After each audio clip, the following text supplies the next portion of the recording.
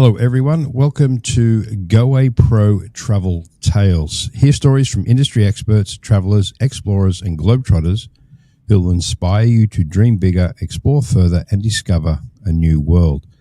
Today, I'd like to welcome Kate Fulton, coming to us live from the Gold Coast. Kate not only lives on the Gold Coast, that's correct, you actually live there? Sure do. Okay, but she represents the Gold Coast under the entity of Experience Gold Coast, and as you can guess, today we're going to talk about the Gold Coast. By looking at your business address, Kate, on your email, I see that you're literally across the road from the famous beach, well, actually technically beaches, if you look at the Gold Coast, which we'll get into in a minute, that stretches along the Gold Coast in Surfers Paradise, which is not only an apt name, but it's also the colloquial name of the area as well. Often referred to as Australia's favourite playground, the Gold Coast can be best compared to in popularity as Florida and its beaches, can be compared in popularity as Florida and its beaches are to North Americans and spring breakers.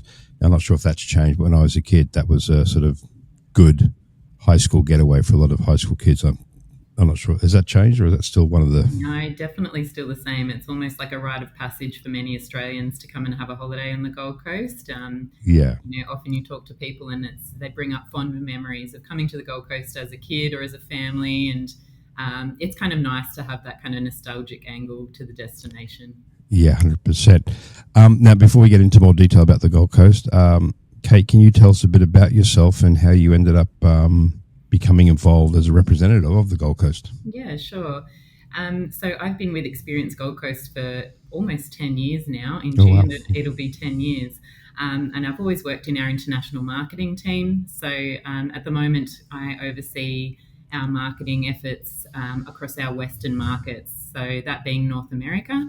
And also New Zealand is a very big market for the Gold Coast because we've got direct flights into the Gold Coast from New Zealand. Okay. I've been living here for probably almost 20 years. I'm actually originally from Victoria, but I saw the light and decided I couldn't do another winter. It is very cold in Melbourne. And I moved up here and I studied up here on the Gold Coast, and I actually did a Bachelor of Business in Tourism Management. So did that, and here I am. I'm still here, and I absolutely love it. It's an incredible lifestyle. Yeah, it is a great area, and many people from the country moved there, as my grandparents did. They retired there, so I've actually spent a lot of time in and around the Gold Coast. My mother lived in a very small town called Noonanbah. Many names in Australia have Aboriginal origin, and Noonanbah is very close to the Gold Coast, and also a really beautiful natural site called the Natural Bridge, which is a waterfall which sort of goes through, like it's over the millennia, dug its way through the rock. So it goes through a hole in the ground now, or in the rock, into a beautiful, almost bottomless, I wouldn't say billabong, but basic swimming area. So that's all very accessible from the Gold Coast as we discuss it. Now, Kate, prior to our little interview today, sent me a couple of infographics, and I'm going to just start off with the basics. So I'm going to read from this, and I'll throw it up on the screen for those that are watching. These are some of the key things, and these are some of the basics, but I'll let Kate expand on it. So the population is about 732,000 in the area, and we'll discuss what the Gold Coast is from a regional point of view. It hosted the 2018 Commonwealth Games and co-partner of Brisbane's 2032 Olympic and Paralympic Games. Top 10 most welcoming cities on Earth in 2023. 100,000 hectares. What would that be in acres? Any idea? I think it's 100. Oh, gosh. It's too early in the morning here to use that. Yeah, exactly. And it's too late at night here. Put it this way, it's a lot of nature reserves, World Heritage Sites and subtropical rainforests. That's very key too, because we will refer to beaches, but just nearby, like where my mother lived, her actual backyard face onto a national park, some of it rainforest. What's very important here is 2 international airports, Gold Coast and Brisbane. So Kate mentioned direct flights from New Zealand but of course there are international direct flights. I don't think into Gold Coast, but definitely into Brisbane. So getting to the Gold Coast, is very easy from North America directly, and doesn't have to be via Sydney or Melbourne. Exactly. there's a whole lot of other things here which I'll throw up on the screen, but I don't want to take or steal Kate's thunder. So let's go with the basics. Kate, where is the Gold Coast? Yeah, so the Gold Coast, we're at the very southern tip of Queensland, about an hour's drive south of Brisbane. As we mentioned before, Brisbane is our key international gateway airport into Queensland. So really easy to get to if North Americans are travelling into Brisbane Airport direct. We're just an hour drive south of that, or you can take a train as well. For those that are travelling into other states, like flying into Sydney or Melbourne, for example, we do have an airport on the Gold Coast as well. So if they're spending a few nights in Sydney, Melbourne, wherever they might be in Australia, they can connect straight up to Gold Coast Airport after that. So it's a very easy flight. It's about an hour's flight from Sydney and roughly a 2-hour flight from Melbourne. So very easy place to get to. We've got a brand new airport at Gold Coast Airport, brand new international terminal there. So during the pandemic, they spent about $500 million on the airport there. So it is considered a regional airport, but if you're flying through there, it feels like you're going through a key gateway, but it's a very quick and seamless process, not like coming in through a capital city. So I guess that kind of works to our advantage. Yeah. Now, when you say Gold Coast Airport, is that Coolangatta? Yes, that's right. So the airport code is OOL. Thank you. That was my next question. So it's OOL for Coolangatta, but it's officially called Gold Coast Airport? That's right. Okay, and Brisbane is BNE for those who may need to know that one. So again, it's recommended if you're focusing on Queensland, all of it or some of it, to fly directly into Brisbane. But as Kate mentioned, connecting, because most people will probably combine a New South Wales or the centre with Queensland, Tasmania even. Are there direct flights from Tasmania into either Brisbane or Gold Coast Airport? Yes, there is. Yeah. So pretty much anywhere in Australia you can get directly into Brisbane and or Coolangatta or Gold Coast Airport. Now the Gold Coast Airport, Coolangatta, which I believe will be, I don't know, I've been there, I don't know how many times. I'm assuming Coolangatta by the sound of it is an Aboriginal word. Yes. Yeah, that's correct. Coolangatta is also a little town, and that is literally on the border. It shares a border with New South Wales. So we have a lot of people who will visit Australia and do a self-drive. So getting into the Gold Coast is also easy driving. You go to the top of north of New South Wales, the north, and just drive straight in to the Gold Coast area as well. So is the Gold Coast the same as the Sunshine Coast? There are a lot of similarities. Obviously, we're two completely separate regions. We're south of Brisbane and Sunshine Coast is north of Brisbane. So it's only a couple of hours drive away. There are a lot of similarities between the Gold Coast and the Sunshine Coast. We're both beachside destinations. We've also both got a beautiful hinterland rainforest area out to the west. But I guess the differences would be we do have more of a city landscape on the Gold Coast compared to the Sunshine Coast. So Surfers Paradise and Broadbeach, which are two of our kind of key tourist towns on the Gold Coast. When I refer to Surfers Paradise, I kind of say that's kind of like our downtown. It's definitely more of a city feeling, city by the sea. We do have a few sky rises, which when people see a photo of the Gold Coast, it's kind of probably the first image that would come to mind when they're thinking of the Gold Coast is that Surfers Paradise skyline. So that would probably be our big difference comparing us to the Sunshine Coast. Right. So from a technical point of view, do you represent the Sunshine Coast, or you're pretty much south of Brisbane down to the border? Two completely separate regions. Okay, fine. And again, as Kate was mentioning with the high rise for our North American viewers, it's not to the same extent, but it's a very similar look to Florida and the sort of beach line high rise condos and apartment. Yeah, Miami. And we'll touch on some of the options in regards to apartments and condos in a minute. Okay, so we were just touched if you're already there. So we mentioned road getting into Queensland and or the Gold Coast. There is a rail line, I know, which runs through Queensland and also connecting in from New South Wales. So if people are into rail travel, you can also get to Brisbane and Gold Coast via train? Yes, you can. There is a train that goes out to our west, which is quite popular.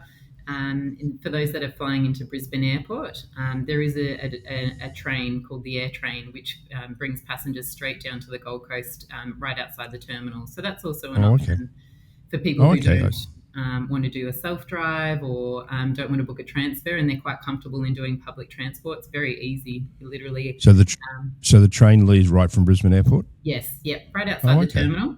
And there will be a couple of stops along the way between Brisbane and the Gold Coast. And then that also connects with our light rail system, which is kind of, I guess, the best way of describing it's like a tram, but a very modern version of it. Right.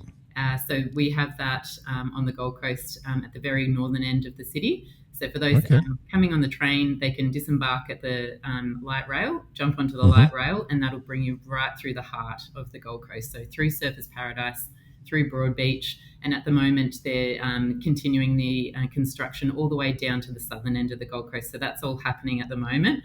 On my drive to work, I do have to go through a bit of roadworks, but that's it's all for the greater good of the city, so I don't mind. So it's just a really great option for people who are wanting to get around and not have maybe not feel comfortable driving. We've got some incredible public transport options. Okay, so that's a good point in that if someone is sort of more independent, they want to get from Brisbane to their respective accommodation, you can do it via, or you could get a taxi, of course. Yep. You could pick up your self-drive, or you could take the train. Now, dragging your bags around might be a bit of a discouragement for that. So definitely the train into the northern part of the Gold Coast, and then Goway, can organise a private transfer to your accommodation of choice. But obviously getting around Brisbane, around the Gold Coast independently sounds very, very easy. So as an extension of that, obviously taxis are around, Uber, etc., would be around, plus any organised tours that Goway would organise for your clients as well. So we just touched on it. I'm just looking at my questions as we go through this. So it's pretty popular too. We've got the electric bikes. It's like a public transport type system where so they're called Lime bikes. So if you come to the Gold Coast, you'll see them everywhere. I'm not sure if they've got something similar over there. It's quite popular in all the big cities around here. Yeah, use your phone and it's just an app, and you just basically tap on and you pay for the duration or the distance that you're wanting to ride the bike for. We've got a lot of great footpaths around the Gold Coast, so a lot of people just basically cruise around the Gold Coast on a bike. It's a really easy way to get around and see a lot more. Yeah, now again, for people who may be interested in that or just getting around by foot in the Gold Coast area, for the most part, it's like coastal, it's flat. So it's, I remember, again, I haven't been to Surfers Paradise, or Surfers, as Australians will cut everything in half, Surfers for a long time. But yeah, it was always, to me, it was just nice and flat near the beach. Now, if you go inland a bit to the hinterland and stuff, then you're going to start getting into some hills if you're into biking or otherwise. But just for pottering around the sort of the big areas, then bikes would be a really, really good option. So the big attraction domestically was one of the reasons you said you moved there, was one, the sort of the lifestyle, which a lot's to do with, I think it's on one of the infographics you gave me about how much sunshine there is. 300 plus days of sunshine each year. And of course, the famous beaches now, I'll be throwing out some imagery here to really inspire people. So outside of that really cool lifestyle, and it is a big retirement area for a lot of Australians, is it still the same draw that it used to be? I know back in the day, my father also retired there, and he did it because, well, one reason, he liked to golf, but which is, okay, I'm bouncing all over the place here. There's lots of really good golfing in the area. I don't know how many golf courses are. I'm assuming 80 plus. How much? 80? 80. Wow. Okay. Yeah. So the golfers out there. Coast. A lot of people call it the Gulf Coast as well. Oh, okay. But one of the attractions before, and this is really more a domestic conversation, was there were no death duties in Queensland. Is that still a thing? Because in New South Wales at the time when you passed away, you had to pay tax basically. And Queensland at the time of my dad, and again, we're going back a while, that didn't happen in the state because we have, in Australia, like the US and Canada, we have federal rules, we have state rules. And that was one of the draws to people retiring to Queensland. Is that a thing anymore? To be honest, that's the first. By your reaction, I don't think. That is never heard of it. I've heard of it. Wow, really? I'm going to have to do some research after this. Yeah. I guess my understanding was that people retired here because of the weather and the warm climate. Well, definitely not for the tax. A few moments later. Okay, well, I'd say by your action that. that might be something that was a thing, but to support your case of people retiring there, it's now just for the life, or not just the lifestyle, but that's a big influence on it as well. So, okay, so apart from the beaches, which is a big attraction for international and domestic travelers, what else is there to do in the Gold Coast, Surfers Paradise, Broadbeach, etc.? There's so much to do. So the Gold Coast is a really big city. I guess when a lot of people think of the Gold Coast, they often think of Surfers Paradise, which is that kind of so city. Kate, could I just interrupt for 1 second? So you just said Gold Coast as a city. Is it technically a city? It is. Yep. So it's not, because it's always, to me, it was always like an area which contained Surfers Paradise and Broadbeach, etc. It is. It's okay. I guess it is a city, and it also is a region. So I guess the best way of kind of describing it would be, associating it to the likes of an LA, where it's quite a big region and quite a big city, and within that you've got your smaller towns. So you've got, we've got Surfers Paradise, Broadbeach, Burleigh Heads, Coolangatta. So it covers around 415 square kilometres, which is about 260 square miles. I did my maths before the call. Good. So a really, really big area, and that obviously encompasses our hinterland area as well, out to the west.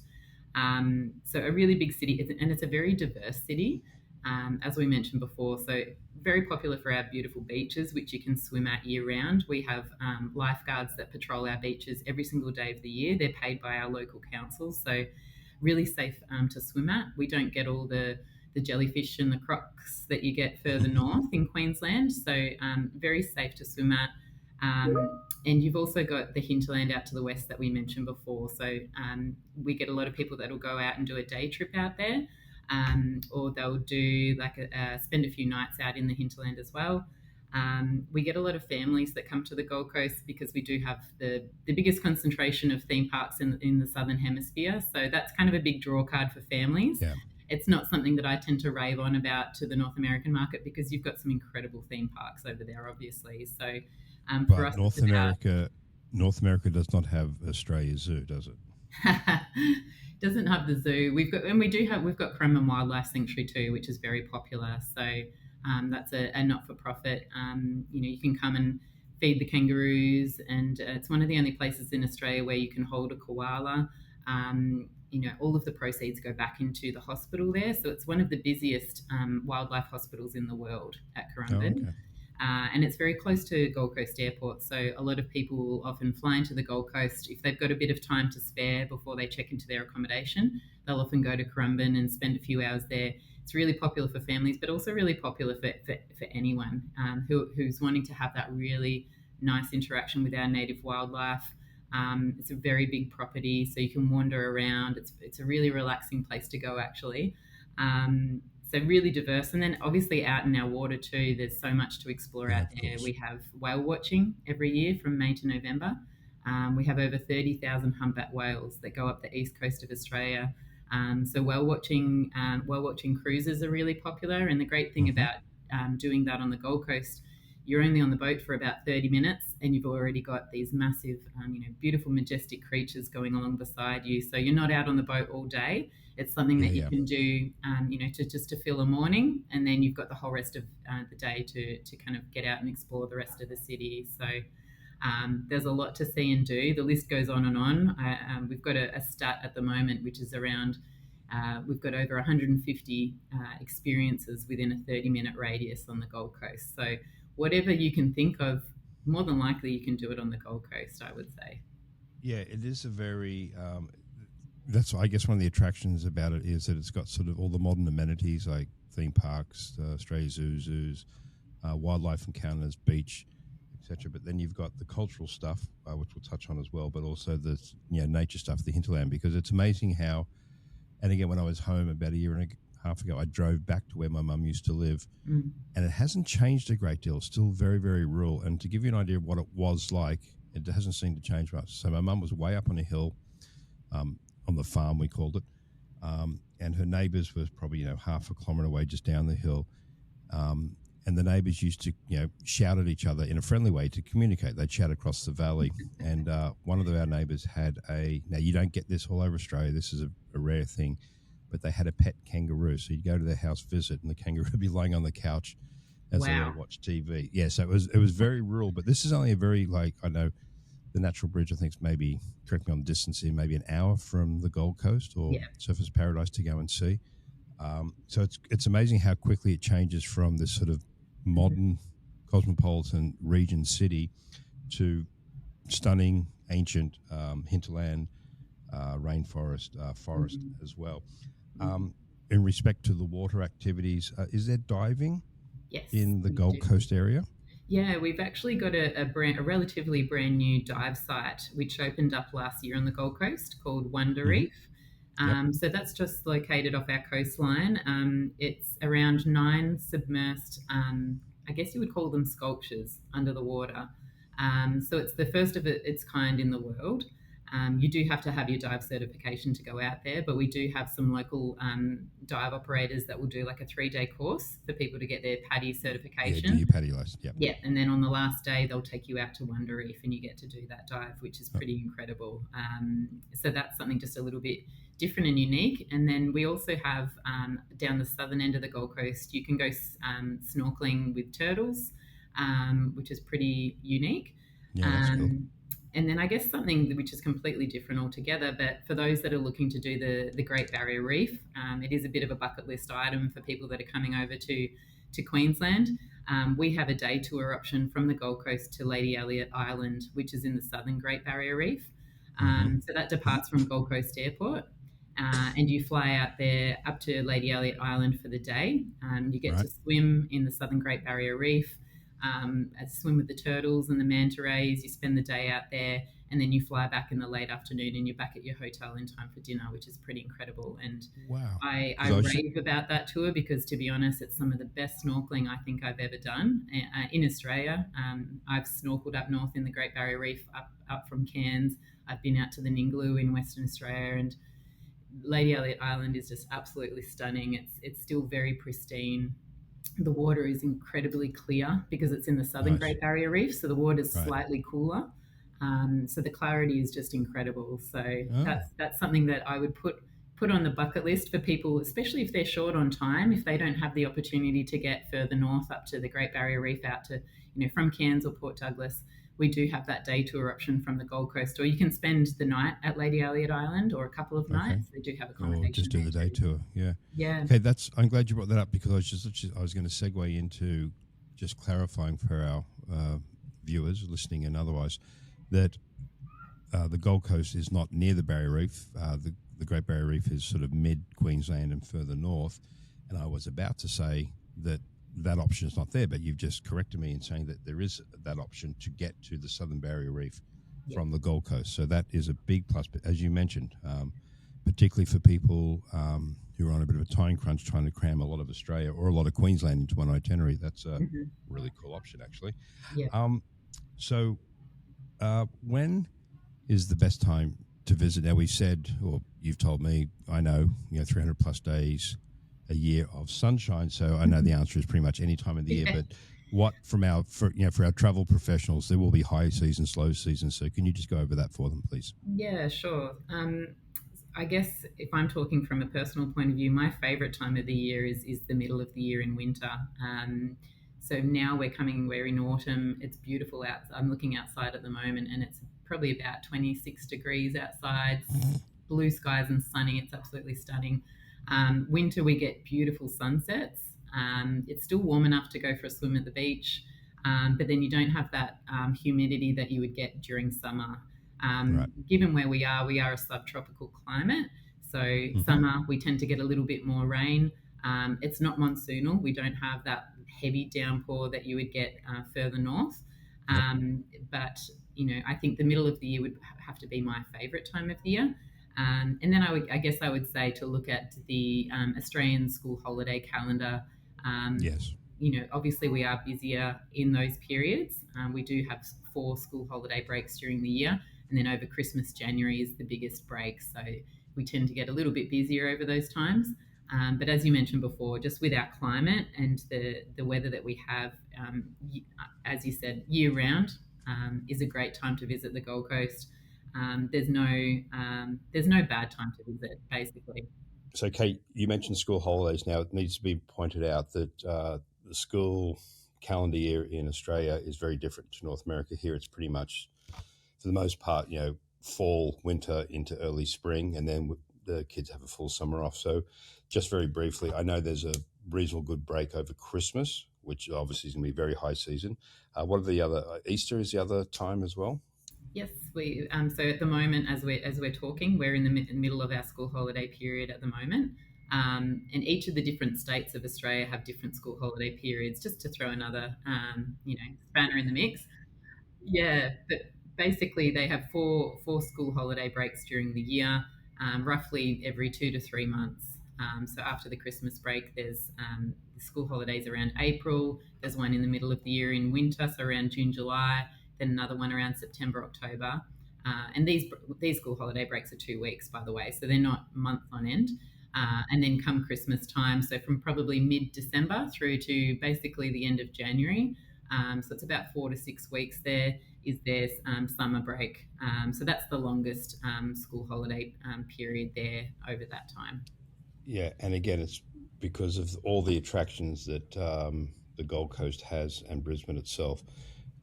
It becomes very, very popular regionally as well. So for those out there planning, again, it's not a thing. Don't go then, but it'll be much busier, particularly at theme parks, etc., because all the kids from everywhere are moving in to check it out. So we mentioned the Gold Coast itself, the sort of cosmopolitan, modern aspect of it, the hinterland, the nature. Most people will want to go to Australia, and again, if let's just say they're limited only to the Gold Coast region, one of the bucket listings, I think, for a lot of North Americans, without putting words in their collective mouths, is having experience with the Aboriginal culture. So are there options for that in and around, be it Gold Coast or the hinterland, to have an Aboriginal encounter? That might not be the right terminology, but have some interaction or exposure to the Aboriginal culture? Yeah, definitely. We have an operator on the Gold Coast called it's Jelligal Aboriginal Cultural Centre. So they're located down the southern end of the city in Burleigh Heads. So very close by, again, to the airport. Very easy to get to. And they offer guided walks through Burleigh Headland, which is right on a creek called Tallabudgera Creek. It's becoming more popular. It's probably one of the best spots you can swim at on the Gold Coast too. It's beautiful, beautiful kind of turquoise waters. So Jelligal do, it's called a walkabout tour, where they'll tell you a little bit about the Aboriginal history of the area, certain important sites along that walk as well. They'll tell you, so depending on who your guide is, the males and the females can tell different stories. So there's some things that are quite sacred that only a female can talk about. For example, I've done that tour about 5 or 6 times, and each time I've done it with a different guide. And I've never heard the same story more than once. So they all have a different story to tell, which is just fascinating. They can do some really nice interactive experiences too. So if you have some very important clients that are coming to the Gold Coast, they can put a welcome to country kind of ceremony together for them when they arrive. They can do like an ochre ceremony during the walk as well. So there's some really nice things that you can incorporate into that. It is the oldest living culture in the world, so it's really quite fascinating to hear how they used to hunt for their food, and just some of the Dreamtime stories that they'll tell you about from the area. So it's definitely something that I would highly recommend doing when you're here. Yeah, 100%. And just for our North American audience who may not know, one of the expressions Kate used was a walkabout. That's an Aboriginal term for, I was taught it was for generally a young person going into adulthood, generally the males. They'd go off into the bush, and it was a passage. Rite of passage type thing. Rite of passage, to adulthood. So it's become a common term in Australia. If you go walkabout, you basically disappear for a while. Dreamtime would be the Aboriginal sort of spiritual beliefs, and there's a whole lot of things in there, like the serpent race. I'm remembering all this from school and trips to the opera house where we were taught all this. There's the there's a rainbow serpent and all this stuff. It is very, very interesting. And what I'm very proud of, even though I haven't been home for a long time, is how Australia is now finally embracing and acknowledging the Aboriginal peoples, their rights, the acceptance that it was their land before ours. Yep. So the welcome to country that Kate mentioned is that it's you are visiting, we as Australians and any international visitors are visiting their country, and it's that welcome to country ceremony, I guess, that they can offer you as part of that experience that Kate's referring to. So highly recommended for anyone going to Australia, be it Brisbane, be it Queensland, Gold Coast, anywhere. If you can have some touch point with the Aboriginal culture, it's definitely worthwhile. Mm-hmm. So I'm going to just jump back around a few things that popped up in my head. The region, Surfers Paradise, surfers. Surfing lessons, I think, are a big draw to a lot of people there as well. So surfing lessons are available throughout, and it's pretty tame surf. So it's a good place to learn to surf. Is that a fair statement? Yes, yeah. There's definite pockets where you can learn to surf that are a bit more protected, I guess you would say. So we've got some really nice little coves like Currumbinali. We've got a lot of different surf schools that do lessons all throughout the year, even during winter. You just have to put a wetsuit on during winter. So yeah, it is a really great place to learn to surf. We've got some of the world's best surf breaks on the Gold Coast. Snapper Rocks is very popular. Every year we host one of the big World Surf League events here on the Gold Coast. We do have some of the best surfers in Australia actually live here on the Gold Coast too. So the likes of Mick Fanning. I know that Callie Slater, he has a holiday house here on the Gold Coast. Joel Parkinson. These are just a couple of big names in the surfing world that call the Gold Coast homes, or on a temporary basis when they're not out surfing the rest of the world. So yeah, it's very popular for surfing. Yeah. And for what it's worth on the surfing subject, my little brother was a surfer. Then he got into the marketing side of the surfing world, very well connected, and he has a place at Tweed Heads, which is just sort of south of the Gold Coast, and he's there because of just the reason you mentioned in his world, surfing world. It's a very vibrant, happening centre for surfers. So we haven't touched on it yet, but let's do it now. There are lots of accommodation choices in and around the Gold Coast. So I'm going to preface by saying I assume there's anything from 5-star down to budget hostelry type thing. And one thing I'll expand on in a minute is the condo rentals or apartment rentals for long stays.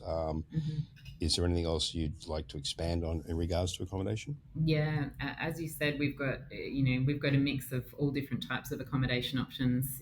Right from your budget, hostels, motels style, all the way up to 4 and 5 star. We've actually had an increase in the more luxury side of things. We've got a Langham which opened up about a year or two ago. And then we've got a couple more brand new hotels which are under construction at the moment. We've got a Ritz-Carlton and a St. Regis coming to the Gold Coast in the next 2 to 3 years, which is quite exciting. So yeah, we definitely have a lot more in that kind of luxury side of offerings. There's definitely a more sophisticated side of the city, which is quite exciting. And a mix of hotel stays and apartment style stays too.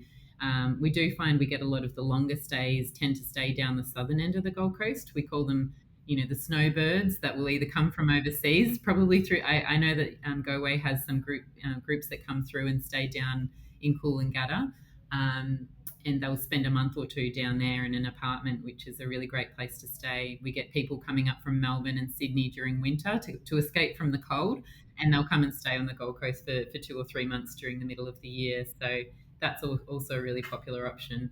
I think we're quite spoiled for choice on the Gold Coast. We've got a huge amount of accommodation options available. We've got a lot of inventory available there. So, the options are quite endless. And for those that are wanting to spend a few nights out in our hinterland too, we've got some beautiful retreats, bed and breakfast style accommodation available out there too. So O'Reilly's Rainforest Retreat, which is in the Lamington National Park, it's about an hour and a half drive from the coast.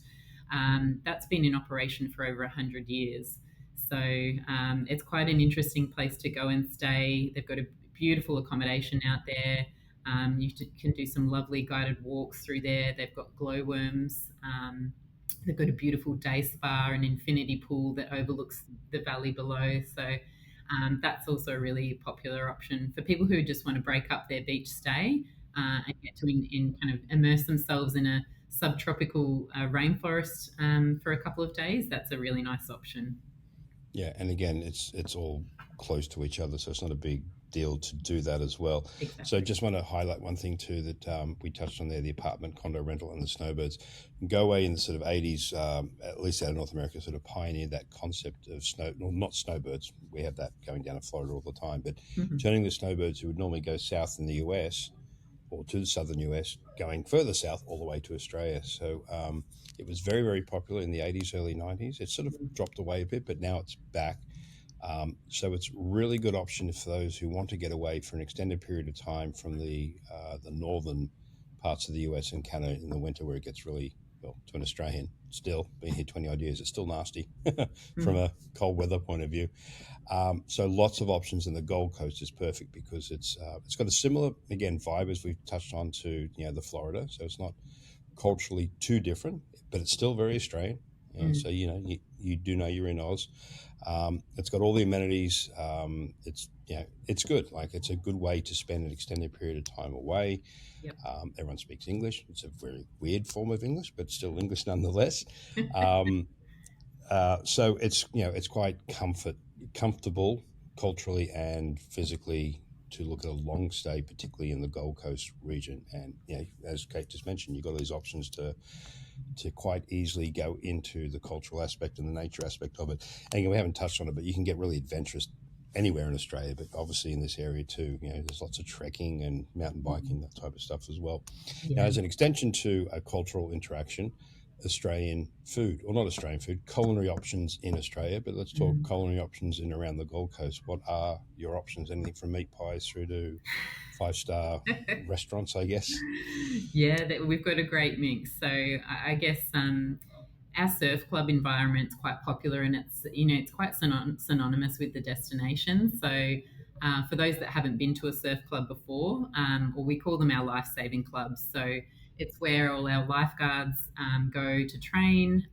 They patrol the beach on a weekend. As you're growing up, we call them nippers, little kids. They go down on a Sunday morning and they learn all the skills to swim at the beach, to navigate the water, to navigate the waves, and eventually, as they grow up, how to actually do surf rescue. So those particular surf clubs on the Gold Coast, most of them will have a restaurant on site. You don't need to be a member if you're visiting from overseas or from interstate. You just have to sign in. It's kind of like I'm not sure if you have something similar in the States, but we have like leagues clubs here. It's kind of like something where you just sign in as a visitor. And it's kind of pub style food there, but you get incredible views. You're literally on the sand overlooking the beach. You can't put a price on that view. So the surf clubs are a great way to get a real feel. It's where the locals go and eat and drink. They do a meat raffle, most nights of the that's week. Very Australian. Yeah, very Australian thing raffle, to do. Yeah. So that's something that I would recommend. Just for our listeners, a meat raffle is like, it's a raffle. Meat tray. The prize is a meat tray, and they're often very huge amounts of meat. So steak and meat and chicken and everything else is obviously a big thing in Oz. Sorry, Kate. Yeah, for that barbecue, people take it home, and that'll last them a good few weeks to have a barbecue. But then we've also got some, incredible cafes and restaurants dotted all across the Gold Coast. And I guess the beauty of the pandemic, in some way, we had a lot of people migrate from Melbourne and Sydney to come and live on the Gold Coast. They couldn't do it anymore. They moved up to the Gold Coast, and a lot of them had some, incredible hospitality backgrounds. So they started up their own restaurants and cafes here. And we've definitely benefited from that. So we've got a really thriving dining scene now, a great coffee scene too. I think I don't want to boast, but I think we've got some incredible coffee, here in Queensland in particular. We like to give Melbourne and Sydney a run for their money. And then some beautiful fine dining options as well. So this year we were awarded, we have 21 chef-hatted restaurants on the Gold Coast. So that's similar to, I guess, a Michelin star rating. So we've got 21 of them across the coast, which is not bad for a regional city. So they've been awarded, the chef's hat based on their service and the quality of food. And every year they have to reapply through that process to gain their hat again. So yeah, that's something I would definitely recommend. And we've got some beautiful restaurants right on the beach as well. So we've got the Tropic, we've got Rickshaws. They're some of our more popular restaurants here on the Gold Coast for people that are coming. You're literally right on the beach there and enjoying some beautiful fresh seafood. Seafood's really popular on the Gold Coast. We do have a fisherman's co-op where you can go literally up to the trawlers as they come in from the ocean with their catch of the day, and you can buy prawns, fish straight off the trawler and take that home and cook that up. But then we've also got some incredible seafood restaurants. If you don't feel like doing that, just go to one of our beautiful restaurants and they've got an incredible menu that you can enjoy too. Right. So you can see by this, again, it's everything. Like I use the colloquial meat pies, but you got everything from like pub fare, which is affordable, very local. Like you can see all the local people in the pubs. And there's another one. It's called an RSL, which is Return Servicemen League, which I think you need to be signed in by a member, but still. So there's that. There's the surf lifesaving clubs. There's the cafe restaurants. And as Kate mentioned, Australia has become quite famous for its coffee and coffee shops everywhere as well, all the way up to the fine dining. So if you're there for a short time, you can select all that. Particularly if you're there for a long stay, you can basically eat like a local, live like a local, and also splurge for that special night or nights out as well. Now, we sort of started off with mentioning that when I was younger, and it's still happening, that a lot of groups, school kids, etc., sports clubs, etc., come to the Gold Coast for end-of-year parties or just to get away. So that leads into my question of anyone out there in the Goway world, our travel partners who work with groups, incentives, etc. So the Gold Coast would be a good spot for conferences, weddings, obviously beach weddings, destination weddings, or even weddings in the hinterland, and events in general. So the Gold Coast is ready and able to handle small to super large groups. 100%. We've actually got a dedicated team here at Experience Gold Coast that just looks after business events. So all of those big incentive groups, corporate groups, we've got a team that's basically dedicated to attracting them to the region. So they can definitely help you out in that regard. We've got a massive convention centre here on the Gold Coast. So we host quite a lot of, big events and expos and conferences here. And then we've got the accommodation and experiences to support that with. So, they come for business and then they stay for the fun and for the leisure and the play. So it's a great destination for that. And for weddings too, as you mentioned, for people wanting to have a beach holiday experience or have that rainforest experience. We've got the 80 plus golf courses as well. So for people who want to, have that kind of a wedding, there's something for everyone really. And just on that note, something for everyone, unless it's gone, I believe the Gold Coast has a casino still. We do. Yeah, we do have the casino in Broadbeach. I think the good thing about the casino, which is within the Star Gold Coast, so there is accommodation there, quite a lot of accommodation actually. They're building a brand new tower as we speak. It's not like when you go to Vegas and it's in your face. The casino is kind of tucked away within the hotel. Yeah, it is, yeah. Well, it was, but I actually worked there for a short period of time washing dishes.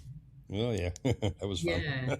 So that option's there for people who like to have a bit of a flutter, as we say.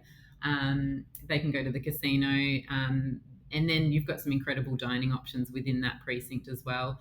It's literally across the road from where my office is today. So the beach is across the road. It's not like it's glaringly in your face like you would walk down the strip in Vegas. It's kind of tucked away. We've just got the one little casino in there, but that's also a great option too. Okay, so just one little thing. This is just more of a trivia bit as well. Unless it's changed, correct me if I'm wrong, but in New South Wales we have daylight, that's where I come from. There is daylight saving. Queensland does not observe daylight savings. That's still the way it is. Yep. So we mentioned before, Coolangatta and getting across into the border of New South Wales is easy, like they're literally a stone's throw from each other. But just remember, if you do that there will be time changes because one state does not recognise daylight saving. So As we start to wrap this up, is there anything new and exciting that you'd like to bring to the attention of our travel partners about the Gold Coast and the region that's happening now or upcoming? There's so much new stuff happening. Where to begin? I guess there's always hotels that are popping up. As I mentioned before, we've got some of those more 5-star hotels that are under construction at the moment. The Ritz Carlton, St Regis. We've also got a Mondrian, which is under construction in Burleigh, which is down the southern end of the Gold Coast, which is great to have a 5-star offering down there. Our theme parks are always investing. So we've got a lot of new rides opening up over the next year. There's a Wizard of Oz precinct opening up at Movie World later this year. Oh yeah, sorry to interrupt. It's worth pointing out too that there are big movie studios in the Gold Yes. Coast regions. That's where one of the big Yep. film production areas of Australia Yeah, is now as well. Warner Brothers Studios is there, so Yep. we often get some of the big celebrities staying on the Gold Coast. The hotel actually next to my office, we get quite a lot of them staying there. So often when I'm getting my morning coffee, we might cross paths. Chris Hemsworth has been downstairs a few times waiting for his coffee. We had Morgan Right. Freeman a couple of times. So Oh, nice. yeah, we do get Johnny Depp was here too, filming Pirates of the Caribbean. So we get quite a lot of those kind of big name movies being filmed on the Gold Coast, having that studio there, which is fantastic. Yeah. Okay, so let's wrap this up with some travel-related questions. What would be a good length of time to hang in and around the Gold Coast? Anything from, like, let's say, obviously a long stay is as long as you want to be, but let's say the average person who's including the Gold Coast as a broader itinerary, let's just for the sake of conversation, what's popular would be something in Sydney to the centre and then Queensland. Doesn't have to be in that order. So Gold Coast should be given how many days within that sort of context? Look, ideally, I would say ideally a 3-night stay would be a good amount of time as a minimum, just to be able to get a good feel for the destination. Obviously 5 nights would be fantastic. It's a really great place to base yourself and go and explore other parts of the city. When we were talking about the snowbirds before that base themselves here for 2 months or so, as I said, the flight down to Sydney is only an hour away. So more often than not, we get people that will go away for a long weekend just down to Sydney. Gold Coast Airport is literally just around the corner. So yeah, I would say a 3 to 5 night stay is ideal. Knowing that, the vacation time that people have to be able to get away and obviously travel to Australia. And they want to see other destinations too. So, probably 2 or 3 cities whilst they're here. But yeah, 3 to 5 nights would be fantastic if they can manage it. Okay, so there you go, 3 to 5 nights on average. But again, the Gold Coast in particular is like just prime for that longer stay, be it 2 weeks, 2 months. And as we've, I think, highlighted, Coolangatta itself from Brisbane Airport is a gateway to not only international, well, Coolangatta not, but Brisbane international, but they're both regional getaways. So you can literally, as Kate has mentioned, it's only an hour to Sydney, I guess probably 2 hours to Melbourne. Cairns is what, 2 hours, I think, from Brisbane? Yeah, just over 2 hours. And to the centre, to Alice or Ayers Rock would be... I think that's around 2 hours as well. 2 hours. Yeah. So, it's not that far. So you could probably spoke and hub out of Coolangatta, particularly if you're there for a long stay. Generally, when we're combining states, it'd sort of be a loop, Sydney or into Brisbane, let's say, Brisbane, Gold Coast, centre, Sydney and home, or back to Brisbane, etc. But again, you can use it as Kate mentioned, as a base, even if you're there for a shorter period of time as well. Okay, so Kate, is there anything else you'd like to tell our travel partners out there about the Gold Coast, other than book their clients to go to the Gold Coast? Yeah, I guess, any support that people might be looking for, I'm always just an email or a phone call away. Can you actually can you give us your email address and phone number, please? Yeah, I sure can. Would you like me to give it to you now? Yeah. If you do it verbally, I will put up. I'll put up a graphic underneath so people can write it down as well. So more than welcome to reach out to me directly. I'm happy to pass on recommendations and some resources. So my email is kate.fulton, F for Fred, ULTON, @destinationgoldcoast.com. And then my phone number is, you'll have to do a +61 calling Australia. 755846229 will come direct through to me. But probably best just to send me an email and we can connect. And I've got some great resources that I can share for people that are just kind of upskilling or maybe getting some baseline knowledge of the destination. We do have a trade website, which I'll share with you as well, which has got some sample itineraries on there. We do have a Gold Coast guide, which we've just put in a digital format earlier this year. So that's got some of our new hotels, some of the best restaurants and recommendations that you can make to your clients as well. So just as an extra planning tool to be able to use or to share as well. Okay, perfect. Now, without taking anything away from Kate's organisation and structure, we have all that information obviously here at Goway as well.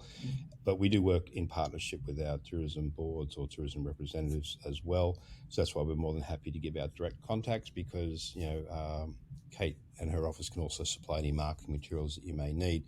On that point, we also have in our GowayPro Travel Academy, we have a training module on Brisbane itself. I know we're talking Gold Coast, but also on our Queensland modules, we do go into the Gold Coast in quite a lot of depth because it is such a popular destination.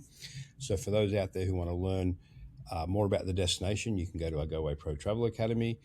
Of course, for those listening, hopefully you do know, but you should know that we have our Goway destination specialists in-house. Many of them are Aussies.